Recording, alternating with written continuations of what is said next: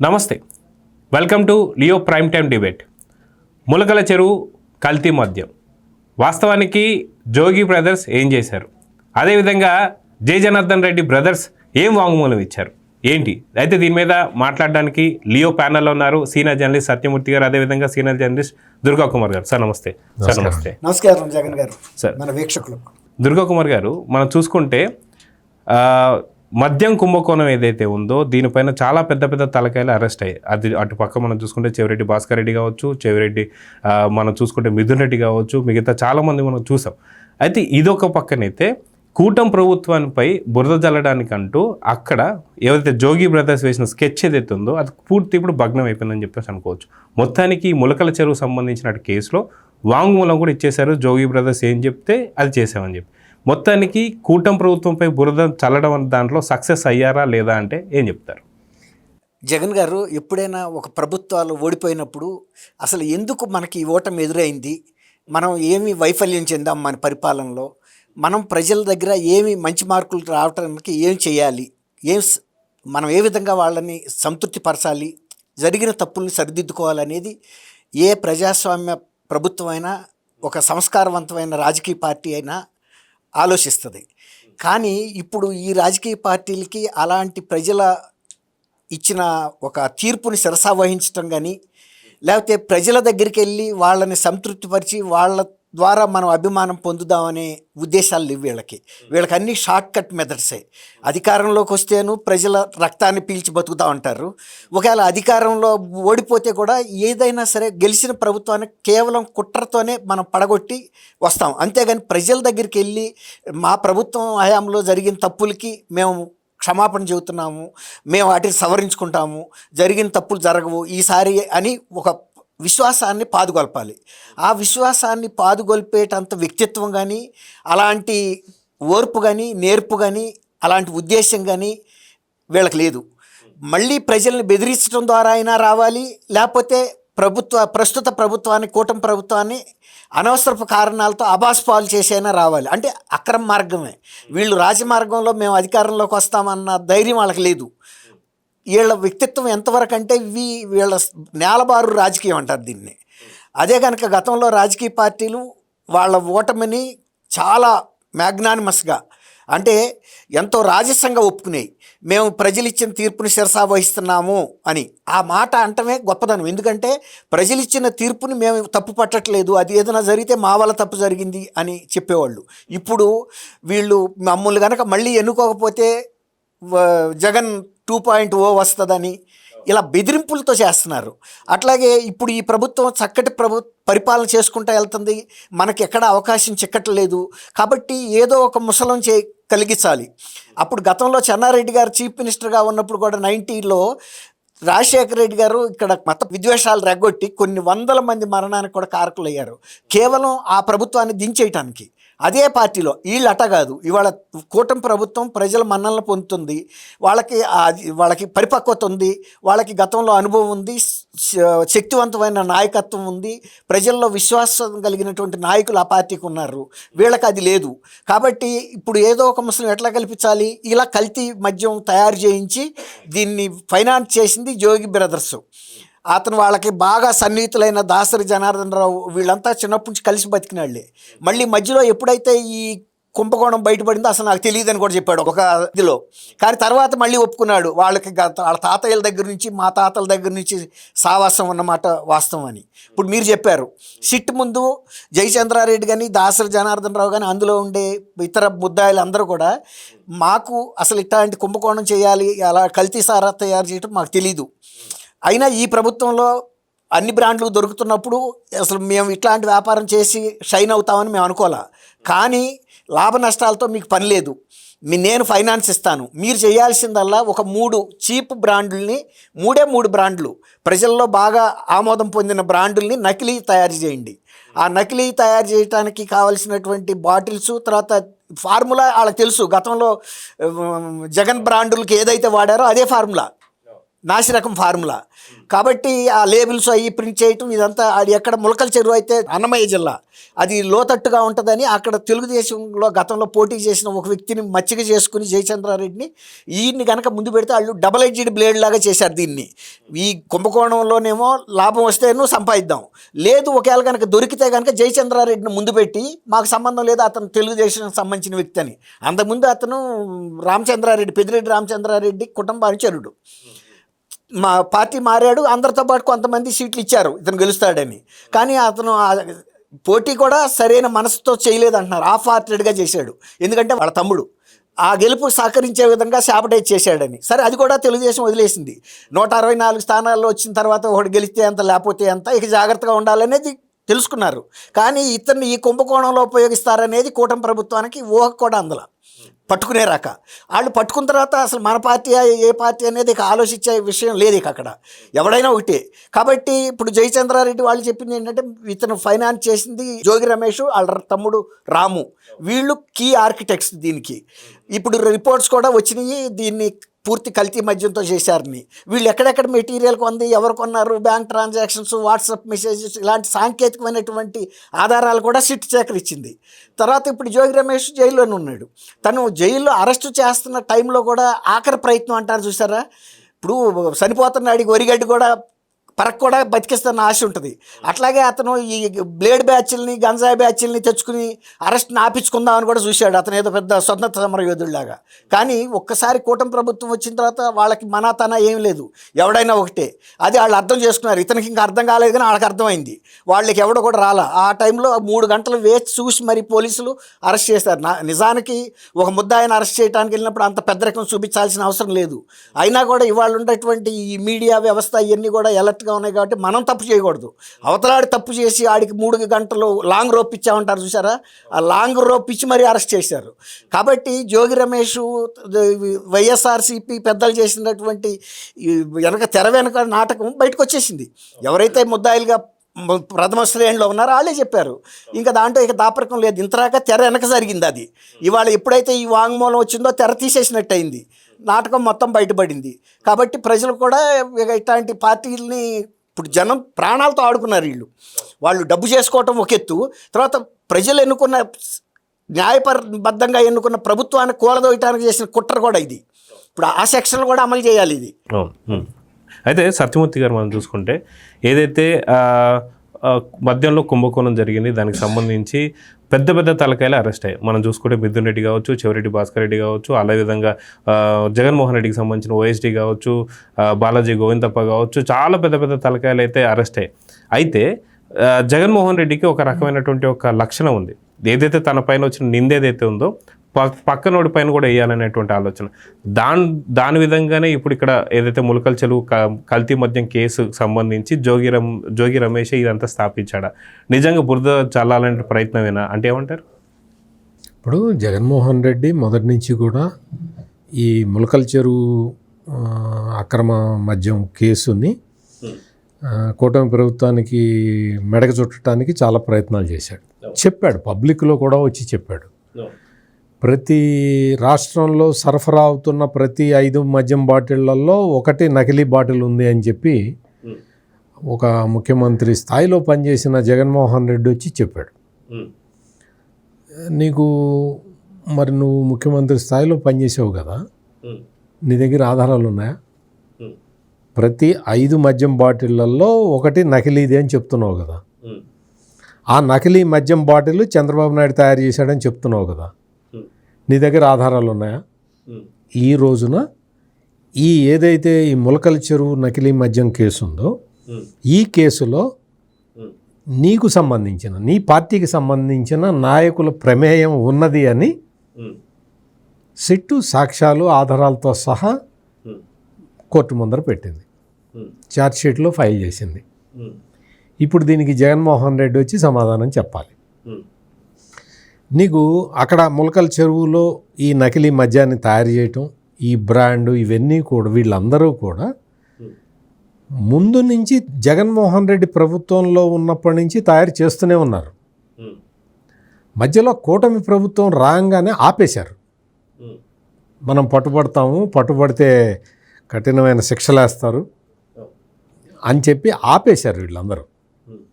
ఆపేసిన వాటిని జోగి రమేష్ ఫైనాన్స్ చేసి లేదు లేదు మీరు ఆపొద్దు, మనం కంటిన్యూ చేద్దాం దీన్ని, పట్టుకుంటే నేను ఉన్నా కదా చూస్తా కదా అని చెప్పి వాళ్ళకి డబ్బులు పంపించాడు. ఇవన్నీ కూడా బ్యాంక్ అకౌంట్స్, బ్యాంక్ ట్రాన్సాక్షన్స్ అన్నీ కూడా దొరికినాయి, సిట్టికి ఆధారాలతో సహా దొరికినాయి. ఇవన్నీ దొరికిన తర్వాత వాళ్ళు ఈ ఛార్జ్ షీట్ ఫైల్ చేశారు. ఈ జోగి రమేష్ జగన్మోహన్ రెడ్డికి తెలియకుండా ఏమైనా చేస్తాడా? జగన్మోహన్ రెడ్డి నమ్మిన బంటు, వెళ్ళిపో అటాక్ చేసి రాపో అంటే చంద్రబాబు ఇంటి మీద అటాక్ చేసి వచ్చిన వ్యక్తి. మరి జగన్మోహన్ రెడ్డికి చెప్పకుండా ఎందుకు ఏమైనా చేయగలుగుతాడా? అంటే అతను ఈ జనార్దన్ రావుకి వాళ్ళకి వాళ్ళ బ్రదర్స్కి వాళ్ళందరికీ డబ్బులు పంపించటం జగన్మోహన్ రెడ్డికి తెలియకుండా జరుగుతుందా అనేది ఇక్కడ ప్రధానమైన ప్రశ్న. పంపించిన తర్వాత డబ్బులు పంపించటం, ఆ నకిలీ మద్యాన్ని తయారు చేయించటం, దాన్ని తీసుకొచ్చి ములకల చెరువు నుంచి తీసుకొచ్చి ఇబ్రహీంపట్నంలో డిపో పెట్టడం. ఇబ్రహీంపట్నంలో డిపో ఎవరు పెట్టించారు? జోగి రమేష్. ఆ డిపో దగ్గరికి వెళ్ళి ఒక దుర్యోధనుడు ఏకపత్రాభినయంలాగా ఈయనే అని ఇక్కడ చేశారు, ఇక్కడ పెట్టారు, అక్కడ పెట్టారు అని చెప్పి ఈయన ఒక డిమాన్స్ట్రేట్ చేయటం, ఆ సాక్షి కెమెరామెన్ తీసుకెళ్ళి మొత్తం పిక్చరైజ్ చేయటం, ఇవన్నీ చేశావు. ఎందుకు చేశావు అంటే జగన్మోహన్ రెడ్డి అన్న మాటలు, జోగి రమేష్ చేసిన ఈ చేష్టలు, ఈ రెండింటినీ కలిపి చూస్తే మనకు ఒక విషయం స్పష్టంగా అర్థమవుతుంది. ఏంటి అంటే ఇది పొలిటికల్ కాన్స్పిరసీ. కూటమి ప్రభుత్వాన్ని అస్థిరపరచటానికి జగన్మోహన్ రెడ్డి, జోగి రమేష్ వీళ్ళందరూ కలిసి ఆడిన నాటకం. ఇక్కడ మొత్తం ఈ నకిలీ మద్యం తయారు చేసి అమ్మటం ద్వారా అంటే మొత్తం ప్రభుత్వంలో ఉన్న వ్యవస్థని, ఆబ్కారీ వ్యవస్థ మొత్తాన్ని సర్వనాశనం చేయటం, ఆదాయం తమకొచ్చేలాగా చేసుకోవటం, టోటల్ సిస్టమ్ని ఫెయిల్యూర్ చేయటానికి, ఎంతో పకడ్బందీగా వెళ్తున్న ఈ సిస్టమ్ని ఫెయిల్యూర్ చేయటానికి జగన్మోహన్ రెడ్డి ఆడిన నాటకంలాగా మనం ఖచ్చితంగా చెప్పచ్చు. ఎందుకు అంటే ఈ ములకల చెరువులో మద్యం ఎట్లా జరిగింది, ఎట్లా తయారు చేశారు అనేది పోసగుచ్చినట్టు చెప్పాడు జగన్మోహన్ రెడ్డి తన ప్రెస్ కాన్ఫరెన్స్లో. ఎట్లా చెబుతావు? మీకు తెలుసా? నాకు తెలుసా? దుర్గాకుమార్ గారికి తెలుసా? ఎందుకు తెలుస్తుంది? మనకి తెలియదు కదా అవి ఎట్లా తయాలో. ఎవరైతే చేశారో, ఎవరైతే చేయించారో, ఎవరైతే దానికి డైరెక్షన్ ఇచ్చారో వాళ్ళకి మొత్తం తెలుస్తుంది. ఆ క్రమంలోనే ఇదంతా జరిగింది అనేది ఇక్కడ చాలా స్పష్టంగా మనం అర్థం చేసుకోవచ్చు. ఇప్పుడు జగన్మోహన్ రెడ్డి వచ్చి ఈ సిట్ ఫైల్ చేసిన ఛార్జ్ షీట్కి సంబంధించి ఆ ఛార్జ్ షీట్లో ఉన్న వివరాల గురించి ఆయన వచ్చి చెప్పాల్సిన అవసరం అయితే ఉంది. తొందరగా వచ్చి ఏదో పెద్ద కాలయాపన చేయకుండా, ఇదంతా ప్రజలు మర్చిపోయిందాకా ఉందామని ఆగకుండా వచ్చి జగన్మోహన్ రెడ్డి ఈ నేరానికి సంబంధించిన వివరాలు బయటపెడితే బాగుంటుంది. అయితే దుర్గాకుమార్ గారు, మనం చూసుకుంటే వాస్తవానికి ఏం జరిగింది, ఎలా జరిగింది అనేది చాలా స్పష్టంగా జగన్మోహన్ రెడ్డి గారు చెప్పారు, అదంతా మనకు తెలిసిందే. అయితే ఇక్కడ జోగి రమేష్ గతంలో కూడా చూసుకుంటే ఏదైతే చంద్రబాబు నాయుడు గారి ఇంటిపైన దాడికి వెళ్ళినందుకు తనకు ఒక పదవి వచ్చింది. ఇక్కడ కూటమి ప్రభుత్వం పైన బురద జల్లేటువంటి దాంట్లో సక్సెస్ అయ్యి ఉంటే నిజంగా రేపు పొద్దున్న A2 అయ్యేవాడేమో. ఎందుకంటే విజయసాయిరెడ్డి ఇప్పుడు ఎలా లేడు కాబట్టి ఆ పొజిషన్ కోసం ఎక్స్పెక్ట్ చేసేవాడిని వెళ్ళాడేమో, అది వేరు. ఇప్పుడు తన గోతి తానే తవ్వుకున్నట్టుగా ఉంది జగన్మోహన్ రెడ్డి పరిస్థితి. అదేవిధంగా చూసుకుంటే రమేష్ గారి పరిస్థితి. ఇప్పుడు ఎవరైతే ఉన్నటువంటి వాళ్ళు ఎవరైతున్నారో వాళ్ళ వాంగ్మూలం కూడా ఏం చెప్పారంటే జోగి రమేష్ ఏం చేయమంటే చేసామని చెప్పి అన్నారు. ఇప్పుడు ఏంటి పరిస్థితి? ఇప్పుడు నిజంగా బురద చల్లాలనుకొని తన పైన బురద చల్లుకున్నటువంటి ఒక జగన్మోహన్ రెడ్డి కావచ్చు, జోగి రమేష్ పరిస్థితి ఎలా ఉందంటే ఏం చెప్తారు? ఇప్పుడు చెరపకు రాచిడిదు అంటారు చూసారా, ఇప్పుడు జగన్మోహన్ రెడ్డి పరిస్థితి ఆ స్థితిలోకి వచ్చాడు. తను స్వయంగా ఏదన్నా ప్రయత్నం చేసి ప్రజల దగ్గరికి వెళ్ళి ఏదన్నా మెప్పు పొందుదాం అనుకుని ఇట్లాంటి కుట్రలు పన్నినప్పుడు ఈ కుట్రలు బయటికి రావటం ద్వారా అతని నిజ స్వరూపం బయటకు వచ్చింది. అనేక సందర్భాల్లో వచ్చింది, మళ్ళీ వచ్చింది. అతను ఇంకా ప్రజల అభిమానం పొందగలిగే ఆస్కారం ఇక లేదు. ఒకసారి నమ్ముతారు, మోసపోతారు. నువ్వు ప్రతిపక్ష నాయకుడిగా ఉండమని నీకు బాధ్యత అప్పచెబితే కూడా అది నేను ముఖ్యమంత్రి అయితే తప్ప నేను మీ గురించి పట్టించుకోను, మీరు ఏమైపోయినా పర్వాలేదు అని వాళ్ళ 10 మంది శాసనసభ్యులతో సహా తను బాధ్యతల్ని వదిలిపెట్టి వెళ్ళిపోయాడు. వైరాగ్యం. ఎప్పుడైనా పోరాటం చేసే వ్యక్తిని ఎవరైనా నమ్ముతారో చేస్తారు, మన తరపున అతను ప్రయత్నిస్తున్నాడు అంటే. అసలు అధికారం లేకపోతే మీరెవరో నేనెవరో అనుకుంటే రేపు వచ్చే ఎన్నికల నాటికి అసలు వీళ్ళకి లోకల్ స్టాండ్ ఏముంది? ఒక రాజకీయ పార్టీగా మళ్ళీ వెళ్ళి మమ్మల్ని ఓటేయండి, మేము ఇది చేస్తాం అది చేస్తామని చెప్పగలిగే నైతిక బలం కోల్పోయారు కదా. మీకు గతంలో మీకు 11 సీట్లు ఇచ్చినప్పుడు శాసనసభలో వెళ్ళి కూర్చోకుండా మా తరపున మాట్లాడకుండా, ఇంకా పైగా ఇలాంటి మీరు అధికారంలో ఉన్నప్పుడేమో జే బ్రాండ్ ద్వారా మనుషుల మరణానికి కారకులయ్యారు. తర్వాత మీకు అది ప్రతిపక్షంలో ఉండండిరా అంటేనేమో ఆ ప్రభుత్వాన్ని మీరు ప్రజలు ఇచ్చిన తీర్పుని కూలదోయటం అంటే అధికారంలో ఉన్నప్పుడు ఎలాంటి దాష్టికాలు చేశారో మమ్మల్ని మీరు గెలిపించిన పార్టీని కూడా మేము కొనసాగనివ్వం అంటే మీ తీర్పుని అమలు కానివ్వము అనేదే కదా ఛాలెంజ్. ఇప్పుడు అతను చేసిన పని ప్రభుత్వాన్ని కూల్చడం అంటే ప్రజాభిప్రాయాన్ని తిరగరాయటమే. ఇప్పుడు పిన్నెల్లి రామకృష్ణారెడ్డి ఈవీఎంలు పగలగొట్టడం ఎలాంటిదో అది అంతకన్నా ఇది భారీ స్థాయి. అతనేమో ఒక పోలింగ్ బూత్లో చేశాడు దౌర్జన్యం. ఇతను ప్రజలిచ్చిన తీర్పుని సంపూర్ణంగా తీసుకెళ్ళి తుంగలో తొక్కి ఇదిగో ఇట్లాంటి అక్రమాలు చేస్తున్నాడని ఈ ప్రభుత్వం మీద బురద జల్లి కేంద్ర ప్రభుత్వం దగ్గరికి వెళ్ళి ఇదిగో ఇంతమంది చచ్చిపోయారు అంతమంది చచ్చిపోయారని ఆయన పదవి కోల్పోయిన తర్వాత గట్టిగా 4 రోజులు కూడా ఆయన తట్టుకోలేకపోయాడు. వెంటనే వెళ్ళి ఢిల్లీలో ప్రెస్ కాన్ఫరెన్స్ పెట్టి 30 రాజకీయ హత్యలు జరిగినాయి, రాష్ట్రంలో శాంతి భద్రతలు లేదు అని పెద్ద హంగామా చేయాలని ప్రయత్నం చేశాడు. అంటే అతని ఉద్దేశం ఏంటంటే నేను వెళ్ళి కనుక అక్కడ ధర్నా చేస్తే అక్కడ ప్రెస్ కానీ అక్కడ ప్రభుత్వాలు కానీ రాజ్యాంగ సంస్థలు కానీ నమ్ముతాయి అనుకున్నాడు. కానీ ఆ సంస్థలన్నీ కూడా ప్రశ్నించినాయి. బాబు నువ్వు చెప్పినవి బాగానే ఉంది, ఆ 30 హత్యలు ఏ పోలీస్ స్టేషన్లో జరిగినాయి, ఎవరు ఆ చనిపోయిన వాళ్ళ పేర్లు చెప్పమంటారు కదా, చెప్తే మళ్ళీ వెరిఫికేషన్ చేసుకున్న తర్వాత ఒకవేళ కనుక నిజమైతే అప్పుడు ఏదైనా ఒక కమిటీ కూడా వేస్తారు. ఎందుకు శాంతి భద్రతలు కూటమి ప్రభుత్వం వచ్చిన తర్వాత కొనారిల్లిపోయినాయి, ఇంత దౌర్జన్యం పెచ్చరిల్లింది ఎందుకని. కానీ ఇతను చెప్పలేక తెల్లమొఖం వేసుకుని తిరిగి వచ్చాడు. అట్లాగే ఇప్పుడు ఈ ప్రభుత్వాన్ని కూలగొట్టడానికి ఇటువంటి కల్తీ మద్యాన్ని ప్రోత్సహించాడు అంటే ఇప్పుడు సత్యమూర్తి గారు చెప్పినట్టు అతను జగన్మోహన్ రెడ్డి గారి ఆశీర్వాదం లేకుండా అక్కడ ఏం జరగదు. శివుడి ఆజ్ఞ లేకుండా సేమైనా కుట్టదంటారు చూసారా. ఇప్పుడు ఇంత కుట్ర చేయటానికి అతను పర్మిషన్ లేకుండా కనుక చేస్తుంటే ఈ పార్టీగా జగన్మోహన్ రెడ్డి బయటకు వచ్చి ఇలాంటి కల్తీ మద్యం సారా తయారీకి మా పార్టీకి చెందిన మాజీ మంత్రి నాయకత్వం వహించినందుకు వాళ్ళని నేను పార్టీ నుంచి బహిష్కరిస్తున్నానని చెప్పాలి.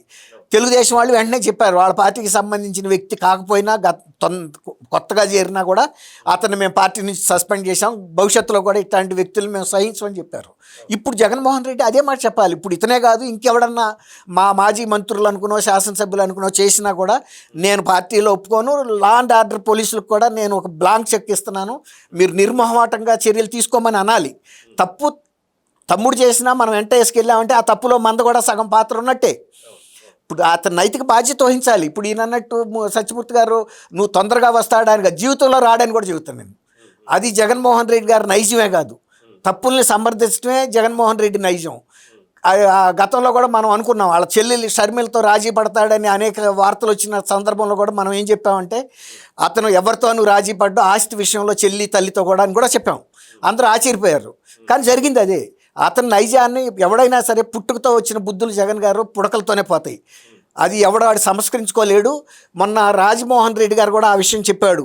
మనం సంస్కరించుకోవాలి, పుట్టుకతో కొన్ని నైజం వచ్చినా కూడా మనం సభ్య సమాజంలో ఉన్నాము, ప్రజల ముందు ఉన్నాము, క్లియర్గా ప్రజలందరూ మనం చూస్తున్నారని కూడా చెప్పాడు. ఈ మధ్యలో వాళ్ళ మొత్తం కుటుంబం సైలెంట్ అయిపోయింది. ఎందుకంటే వాళ్ళ పందా వేరు. వాళ్ళు ఎప్పుడు కూడా ఇట్లా ప్రజలను మోసం చేసి ప్రజల రక్తం పీల్చు తాగాలని కోరుకోడు. అందులోనూ ఆయన అంత ఉచ్చస్థితిలో ఉన్నప్పుడు ఆయనకి అకాలంగా కొడుకు మరణించడం కూడా ఆయన కొంగదీసింది. అంటే ఒక రకంగా ఇలాంటి ఒక పాపం చేసే పార్టీలో నేను ఇంకా కొనసాగాలా అనే ఒక ఆధ్యాత్మికతలో పడ్డాడని కూడా చెబుతున్నారు. అంటే రాజకీయాలు కూడా వదిలేయాలని. కాకపోతే కొంతమంది జిల్లాలో చెబుతుంది ఏంటంటే కాదు, మీ మీద అటువంటి బ్యాడ్ నేమ్ లేదు జిల్లాలో, మీ కుటుంబం మీద మీరు ప్రజా జీవితంలో కొనసాగాలి, ప్రజల కోసమైనా కొనసాగాలి. ఇంత మాత్రం జగన్మోహన్ రెడ్డి మీద నోరిప్పి మాట్లాడగలిగిన రాష్ట్రంలో ఏకైక వ్యక్తి రాజమోహన్ రెడ్డి గారు. అలా కొంతమంది మీరు తెలుగు ఏ పార్టీలో అయినా మీరు జారండి, మీ కుటుంబాన్ని మేము ఆదరిస్తాము అని వాళ్ళు నెల్లూరు జిల్లాలో పార్టీలకు అతీతంగాను ప్రజలు కూడా చెబుతున్నారంట.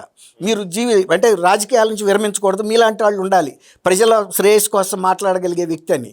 అట్లాంటప్పుడు జగన్మోహన్ రెడ్డి గారు మంచి మాటలు ఆయన వింటాడని కానీ, ప్రజల ముందుకు వచ్చి అంత తెంపుగా నా వల్ల జరిగిన తప్పు అని కానీ, నా నాయకుల వల్ల జరిగిన తప్పు అని కానీ ఖండిస్తాడనేది మనం ఆశించలేమండి. అయితే సత్యమూర్తి గారు, మనం చూసుకుంటే వాస్తవానికి బరితెగింపు అనుకోవాలా లేకపోతే ఏమనుకోవాలో తెలియదు, కానీ 2019 నుంచి 24 దాకా జరిగినటువంటి ఒక అక్రమాలు కావచ్చు, అవినీతి కావచ్చు, అవన్నీ కూడా మనం చూస్తున్నాం. ఇవన్నీ ఒక్కొక్కటిగా కూటమి ప్రభుత్వం వచ్చిన తర్వాత ఆధారాలతో సహా బయట పెడుతున్న సందర్భంలో కూడా వాళ్ళు బరి తెగించి మళ్ళీ ములకల చెరువుకు సంబంధించి ఒక కల్తీ మద్యం తీసుకొచ్చి ఆ బురదను తీసుకొచ్చి కూటమి ప్రభుత్వం మీద చల్లాలనుకుంటున్నారంటే దీన్ని ఎంతవరకు బరి తెగింపు అని చెప్పి అనుకోవాలి. వాస్తవానికి మీ యొక్క ఏమంటారు జర్నలిజంలో చాలా సీనియర్ కాబట్టి గతంలో ఇలాంటి ప్రభుత్వాలు ఏమైనా చూసారా, ఇలాంటి రాజకీయ పార్టీలు ఏమైనా చూసారంటే ఏం చెప్తారు? ఎవరు ఇప్పటివరకు లేదు ఇటువంటివి. ఇవి ఇప్పుడు చూస్తున్న దరిద్రాలు ఇవన్నీ కూడా. అంతకు ముందర కొంచెం డిగ్నిఫైడ్ పాలిటిక్స్ ఉండేవి. ఏదైనా రాజకీయ ప్రత్యర్థి అంటే రాజకీయ ప్రత్యర్థిని సిద్ధాంతపరంగా వ్యతిరేకించేవాళ్ళు తప్ప ఇట్లా ఇంత నీచంగా ఇంత దరిద్రంగా మేము తలకాయలు నరుకుతాం రప్ప అని చెప్పే బ్యాచ్లు ఇప్పుడే చూస్తున్నాం. దీన్ని మాత్రం కఠినంగా అణిచివేయాల్సిన అవసరం అయితే కనపడుతూ ఉన్నది. వీళ్ళు ఎంతసేపటికి ఏంటి అంటే నేరాలు చేయటానికి అలవాటు పడిపోయి తమ చేతిలో మీడియా ఉంది కదా అని ఆ నేరాలని పక్క పార్టీ మీదకి తొయ్యటానికి వీళ్ళు బరితెగించి మరీ ప్రయత్నం చేస్తారు. అది ఇప్పటికే చాలా సందర్భాల్లో ప్రూవ్ అయింది. అందుకని ఇక ఈ కూటమి ప్రభుత్వం కూడా మీనం మేషాలు లెక్క పెట్టకుండా చాలా సీరియస్గా ఈ శాంతి భద్రతల విషయాన్ని పరిగణలోకి తీసుకోకపోతే చాలా దుష్ఫలితాలు వస్తాయి. మీకు ఎట్లా అంటే ఇప్పుడు ఈ బరి తెగించిన గ్యాంగులు జగన్మోహన్ రెడ్డి పుట్టినరోజు అని చెప్పి మేక తలలను నరికేశారు. ఎంత పాశవికంగా చేశారు ఆ చర్య.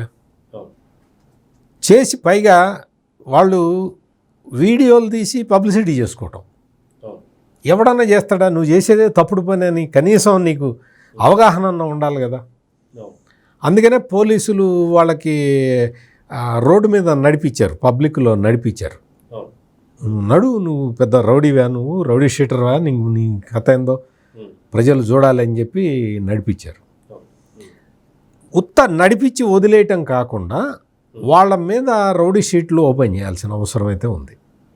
ఇప్పుడు ఈ జోగి బ్రదర్సు వీళ్ళు చేసిన కార్యక్రమాలు కూడా అంతకు ముందర కూటమి ప్రభుత్వం రాగానే అగ్రిగోల్డ్ భూముల్ని కబ్జా పెట్టేసి అంటే వాటిని స్టేట్ గవర్నమెంట్ కాన్ఫిస్కేట్ చేసింది.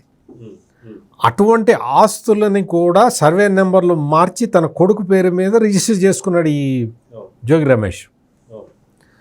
అప్పుడు అరెస్ట్ చేస్తే ఈ జోగి రమేష్ కుటుంబ సభ్యులు అందరూ బయటకు వచ్చి విదేశాల్లో చదువుకొని వచ్చిన పిల్లగాడిని అరెస్ట్ చేస్తారా అని ఒకటి. రెండోది వాళ్ళ కులాన్ని తీసుకొచ్చి పెట్టి మా కులానికి సంబంధించిన వాళ్ళని వెనుకబడిన తరగతుల వాళ్ళని మీరు అరెస్ట్ చేస్తారా అని పెట్టి చెప్పారు. మరి మీరు చెప్పిన క్రైటీరియాలో చూసుకున్నా కానీ మరి మీరు ఇన్ని కుట్రలు పన్నచ్చా? మీరు ఇన్ని ప్రభుత్వాన్ని కూలదోసే కుట్రలు మీరు పన్నచ్చా? కూలదోస కూడా ఎట్లా? ఇందాక దుర్గా కుమార్ గారు చెప్పినట్టు ఎట్లా కూలదోయాలి? ప్రజల్ని ఈ కల్తీ మద్యం ఇచ్చి ప్రజల్ని చంపుతూ ప్రభుత్వాన్ని బదనాము చేయాలని. ఎంత పాశవిక చర్య. అందుకని ఇవన్నీ కూడా చాలా తీవ్రమైన నేరాలుగా పరిగణించాల్సిన అవసరం ఉన్నది. వీటిని అంత సాధారణంగా వదిలేయద్దు. పోలీసులు కూడా వీటిని చాలా ప్రెస్టీజియస్గా తీసుకోవాలి. ఈ ములకల చెరువు నకిలీ మద్యం కేసు సంబంధించి సంతృప్తికరంగానే దర్యాప్తు సాగుతున్న దాంట్లో ఎటువంటి సందేహం లేదు. ఇప్పటికే సాక్ష్యాలు ఆధారాలు సేకరించి ఛార్జ్షీట్ కూడా ఫైల్ చేశారు. అన్ని కేసుల్లో కూడా ఇదే విధంగా పకడ్బందీగా కేసులు ముందరికి తీసుకెళ్ళాలి. ఈ అక్రమార్కులు వీళ్ళందరూ కూడా కేవలం డబ్బు సంపాదన కోసం అక్రమాలు చేసేవాళ్ళు కూడా కాదు. వీళ్ళు రాజ్యాధికారాన్ని హస్తగతం చేసుకోవటానికి నేరాలని ప్రవోక్ చేస్తున్నవాళ్ళు, నేరాలు చేస్తున్నవాళ్ళు, నేరాలని ప్రవోక్ చేస్తున్నవాళ్ళు. అంటే వీళ్ళు ప్రజాస్వామ్య వ్యవస్థలకే వీళ్ళు చీడపురుగులు లాంటి వాళ్ళు. అందుకని ఇటువంటి వాళ్ళ మీద, ఇటువంటి వ్యక్తుల మీద కఠిన చర్యలు తీసుకోవాల్సిన అవసరం ఉంది. పోలీసులు కూడా ఇప్పుడు ఎట్లయితే ఈ ములకల చెరువు నకిలీ మద్యం కేసులో ఎట్లా అయితే పక్కడబందీగా దర్యాప్తులు సేకరిస్తున్నారో అన్ని కేసుల్లో కూడా ఇదే విధమైన దర్యాప్తు జరిపి ఈ వైసీపీలో ఉన్న ఈ గుండాలు, నేర ప్రవృత్తి కలిగిన వాళ్ళు, ఇవన్నీ కూడా ఇంకొకటి ఏంటంటే ఇవన్నీ కూడా ఆర్గనైజ్డ్ క్రైమ్స్ లాగా చేస్తున్నారు జగన్ గారు. ఎక్కడో ఒక ఇండివిజువల్ వచ్చి నేరం చేసి వెళ్ళిపోవటం కాదు ఇక్కడ. వీళ్ళందరూ కూడా ఆర్గనైజ్డ్గా ఈ నేరాలను చేస్తున్నారు. అందుకని వీళ్ళందరినీ హ్యాబిచువల్ అఫెండర్స్ కింద ట్రీట్ చేయాలని I'm requesting the police. Durga Kumar గారు, ఫైనల్గా మనం చూసుకుంటే ఇందాక సత్యమూర్తి గారు చెప్పినట్టుగా గతంలో కూడా చూస్తే ఏ కేసు పడ్డా ఆ కేసు పడనంత వరకేమో దాని గురించి మాట్లాడకుండా కేసు పడిన వెంటనే అక్రమ అరెస్టులు అని చెప్పేసి వైసీపీ కావచ్చు, లేదంటే మనకు జగన్మోహన్ రెడ్డి కావచ్చు, అదేవిధంగా సాక్షి ఛానల్ ఇవన్నీ చూస్తూ వస్తున్నాం. గతంలో కూడా ఏదైతే ఇదే మన జోగి రమేష్ చూసుకుంటే ఆయన నేను దీపం ఆరుపుతానని చెప్పేసి, లేదా నా పిల్లలతో వచ్చేసి గుడి దగ్గర ప్రమాణం చేస్తానని చెప్పేసి, చంద్రబాబు నాయుడు గారు రమ్మని చెప్పేసి ఎన్నో మాట్లాడాడు. తర్వాత నార్కో ఎనాలిటీ టెస్ట్ కూడా నేను రెడీ ఉన్నానని చెప్పేసి ఇలా ఏదేదో చెప్పాడు. అయిపోయింది. తర్వాత ఇప్పుడు వచ్చేసరికి అరెస్ట్ చేసిన తర్వాత విచారణకి సహకరించడం లేదు. ఇది పక్కన పెడితే ఇప్పుడు మళ్ళీ కులం కార్డు కూడా గతంలో ఒకసారి తీసుకొచ్చాడు. ఇప్పుడు మళ్ళీ కులం కార్డు తీసుకొచ్చే అవకాశాలు ఎంతవరకు ఉన్నాయి? గతంలో వైసీపీ చేసే పనులన్నీ ఇవే అనుకోండి. ఇప్పుడు మళ్ళీ కులం కార్డు తీసుకొచ్చే అవకాశాలు ఉన్నాయంటే ఏం చెప్తారు? ఇట్లాంటి వాళ్ళు చేసేది అటువంటి దొడ్డిదారి మార్గాలు ఎన్నుకుంటారండి. కానీ ప్రజలు ఒక రకమైన చైతన్యవంతులు అయ్యారు. ఇప్పుడు వాడు ఎవరైనా సరే తమ్ముడు తనవాడైనా న్యాయం చెప్పమని, మన కులస్తుడైనందువల్ల తప్పులు చేస్తే వాడిని మనం సమర్థించాలనే లోకం లేదు.